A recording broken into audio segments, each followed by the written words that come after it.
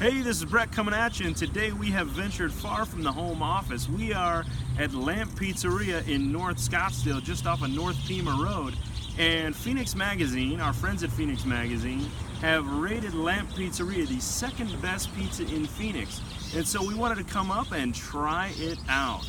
And it is amazing. It is absolutely amazing. I really enjoyed my pizza. I had something called the wood shank, which is a white pizza with an olive oil base, a little bit of cheese, and some prosciutto on top, and it was absolutely phenomenal. So the pizza is fantastic. But again, I wouldn't say it's as good as Pizzeria Bianco. I wouldn't say it's as good as Il Bosco, which, as you remember, is Italian for the Bosco. No, just kidding, it's the forest. Now, let's talk about the accessibility situation here at Lamp. What you're going to find is, because it's in a shopping mall or strip mall situation, it is a little smaller than most, and it does have kind of a crowded footprint. Now, I had a meeting that went till about 5:30, so we didn't get here till about 6:15 or so, and so it was right at the peak of the dining hour, and it was a little tough to navigate in terms of getting to the restroom. So if you've got a power chair, you might have a little bit of an issue. And if I could backtrack for just a second, in terms of parking, because it is a strip mall situation, you've got two accessible spots directly in front of the restaurant, and you have two off to the left or right, depending on which way you're coming from. And so we had to park, as you can see, a little further back. Now, that's not going to be an issue because there's a very gentle incline. So if you're used to wheeling in a manual chair, you shouldn't have an issue at all. And certainly if you're in a power chair, you're not going to have an issue at all.